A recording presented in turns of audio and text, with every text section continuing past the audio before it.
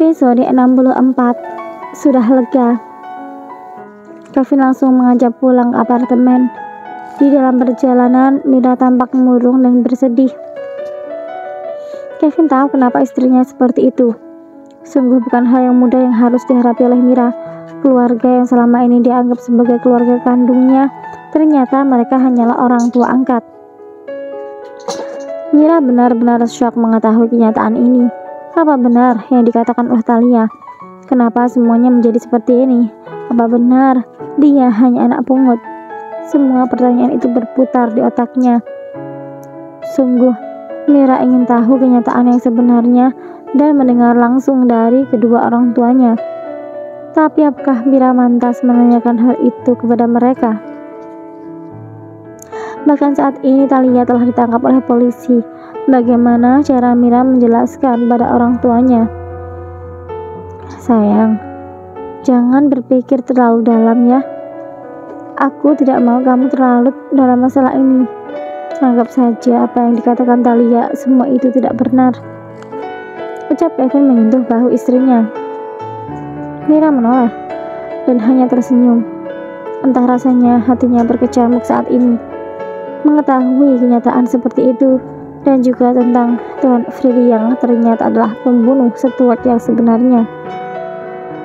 Kalau memang mereka bukan keluargamu, kamu tidak perlu khawatir dan bersedih sayang, karena kamu sudah punya keluarga yang sesungguhnya. Aku dan King, kita akan menjadi keluarga yang bahagia selamanya. Ucap Kevin memberikan semangat kepada istrinya itu.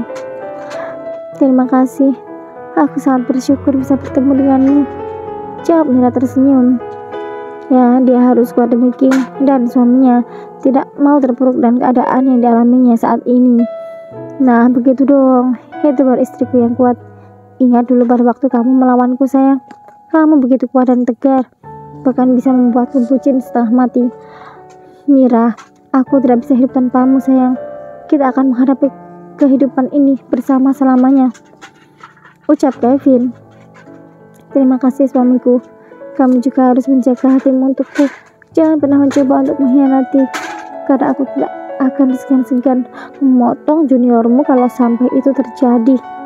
Jawab Mira tergelak. Kevin menelan salivannya ketika mendengar ucapan sang istri. Tentu saja dia tidak akan pernah bisa untuk mengkhianati Mira, karena istrinya itu sudah candu baginya. Akhirnya Mira berendam di dalam bathtub untuk membersihkan sisa-sisa bau badan dari Tuan Freddy yang masih tercium.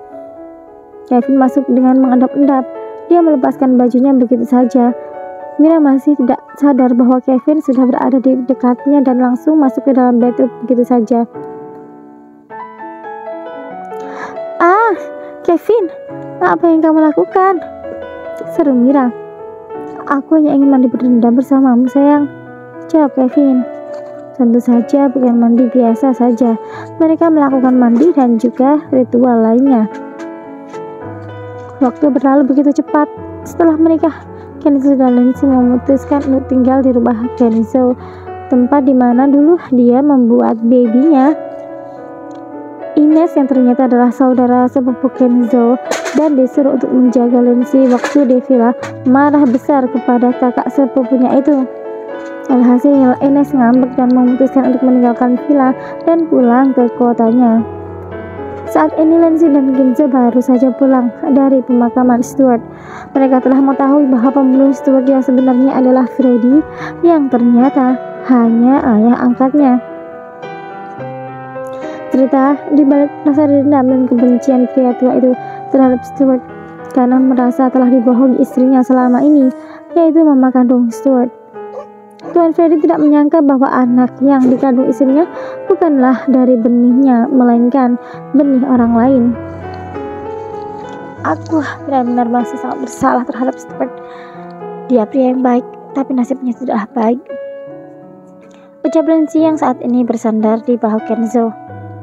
Mungkin ini juga menjadi jalan hidupnya sayang.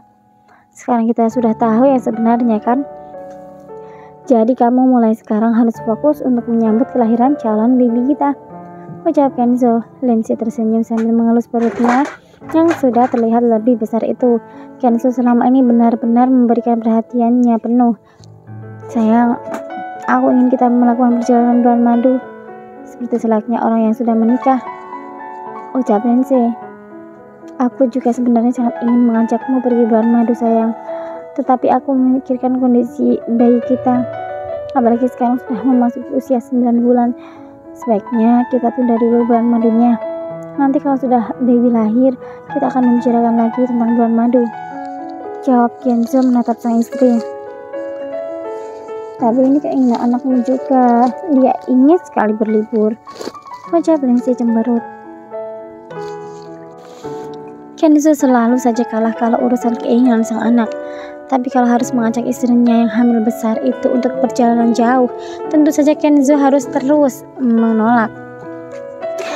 Kali ini aku tidak akan menurutimu sayang. Aku sangat khawatir dengan sang baby dan juga kondisimu, jawab Kenzo. Hayolah, tidak perlu jauh-jauh. Bagaimana kalau kita menyusul Ines ke kotanya?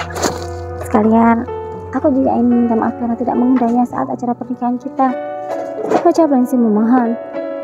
Tapi tempat Ines itu ada di pedesaan jauh sayang. Itu pun ada di negara bagian New England, tidak jauh dari New York, jawab Kenzo.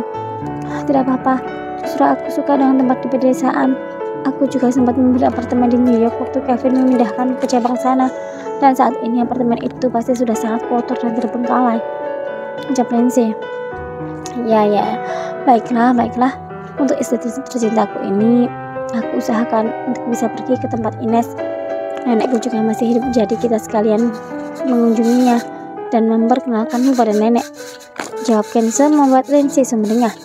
Akhirnya mereka memutuskan bulan madu ke desa tempat tinggal Ines, yaitu desa Woodstock.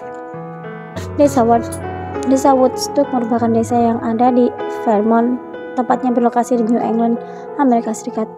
Vermont sendiri berjarak sekitar 340 mil dari kota New York. Karena jaraknya yang cukup jauh dari New York, akhirnya Lindsay dan Kenzo memutuskan tidak jadi mampir ke apartemen Lindsay. Saat ini usia kandungannya sudah memasuki 9 bulan. Tentu saja Kenzo harus super hati-hati menjaga istrinya itu. Bisa jadi perjalanan yang lumayan melelahkan ini bisa mengakibatkan kontraksi dini pada kandungannya. Tapi mau bagaimana lagi? Itu juga keinginan dari Lindsay. Akhirnya mereka sampai di tempat nenek Kenzo sudah larut malam. Ines begitu terkejut melihat siapa yang datang. Lindsay? Kenzo? Ines, aku merindukanmu, ucap Lindsay memeluk gadis yang pernah menemaninya berbulan-bulan itu. Awalnya Ines hanya diam saja dan tidak membalas pelukan dari Lindsay. Apa kamu masih marah padaku? Tanya Lindsay melepaskan pelukannya. Ines tiba-tiba menangis dan langsung berbalik memeluk Lindsay. Tentu saja aku marah. Kalian sangat jahat padaku, ucap Ines di pelukan Lindsay. Kita berdua minta maaf Ines, bukan bermaksud untuk tidak memberitahumu, karena waktu itu semua juga serba dadakan, ucap Kenzo memberi pengertian. Iya, aku sudah memaafkan kalian. Ayo kita masuk ke dalam. Nenek sudah menunggu kalian dari tadi, ucap Ines. Akhirnya mereka berdua menemui sang nenek yang usianya sudah sangat tua itu. Di desa ini nanti mereka akan mendapatkan pengalaman yang luar biasa tentunya. Bersambung.